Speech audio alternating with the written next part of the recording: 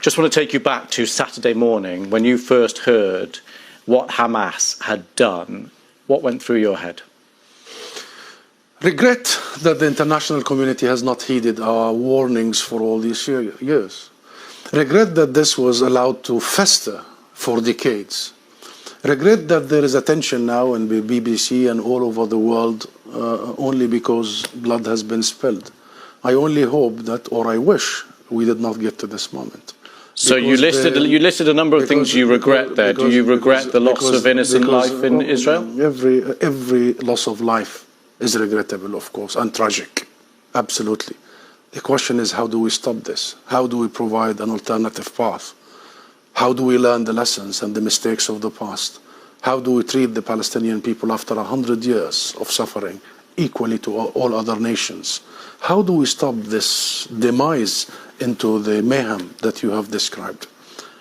Do not underestimate people's will and desire for freedom, to end occupation and captivity. This isn't about Hamas only. This isn't about the last 48 hours. This has been ongoing for more than 100 years. It started here, by the way, Louise, in this very city. It was Britain that gave our rights away without even consulting us. And then this whole international Western approach to us has been failure, dismal failure. This is about time that we really give a different path because there is no other alternative. As our ambassador to the UN just said, justice, not vengeance, and peace, not war. And we, the Palestine National Movement, we, the PLO, have given that alternative avenue 30 years ago. We have recognized Israel. We have committed to negotiations and nonviolence. We have committed to international law and resolutions. Israel was supposed to do one thing, end its occupation and stop its colonial settlement expansion. It did not do this for once.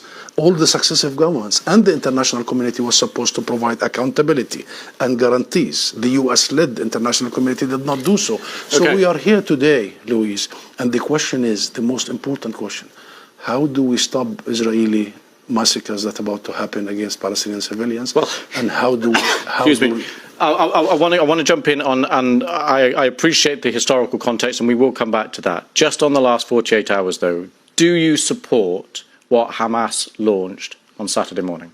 Well, this is not the right question, Louis. Really, the right question. It's an important question. No, it is not an important question because whether you support their action or not is an important question. No. It is not an important question. Hamas is a group, is a militant group. You're talking with the Palestinian representative. Our position is very well known and clear. And what is that? Do you support Hamas's actions? And then you cannot equate. This is not about support or not support. I am here to represent my people, the Palestinian people, what they are going through. I'm not here to condemn anybody. And if anybody that needs to be condemned, it's what you call the only democracy in the Middle East, that is Israel, between parentheses, that is doing what you have just reported, targeting civilians. And this has not just happened the last 48 hours. Hamas was just targeting Palestinians, but you won't condemn that. I'll tell you one thing. Hamas is not the Palestinian government, okay? The Israeli government is giving orders for its organized army. So please don't draw any symmetry here. Don't equate. There is no way you can draw any symmetry. And don't equate between the occupied and the occupier. This doesn't serve justice to understand for your audience and viewers the real situation. Since Israel's establishment, it has had one military doctrine. When it fights, it goes and fights civilians, kill civilians, so they pressure the fighters. Since 1948, and go back to the record, and this has been repeated in Gaza and will continue to be repeated. So the conversation is not a blame game. I am not in the business of blaming the victim here. The real conversation is how do we stop this vicious, deadly cycle? You just condemned Israel for killing civilians, and you won't condemn Hamas for killing civilians. How many times you have interviewed Israeli officials, Louise? Hundreds of times. How many times Israel have committed war crimes right live on your own cameras? Do you start by asking them to condemn themselves? Have you? You don't. No, I'll answer that question. You don't. You know why I refuse to answer this question? Because I refuse the premise of it. Because at the very heart of it is misrepresentation of the whole thing. Because it's the Palestinians that are always expected to condemn themselves. I mean, come on, this is a political conflict. We have been denied our rights for a long time. So this is the wrong starting point. The right starting point is to focus on the root causes, is to try and get out of this extreme dark tunnel, as opposed to this business by BBC and the mainstream media for 75 years. You bring us here whenever there are Israelis who are killed. Did you bring me here when many Palestinians in the West Bank, more than 200 over the last few months? Do you invite me when there is such Israeli provocations in Jerusalem and elsewhere?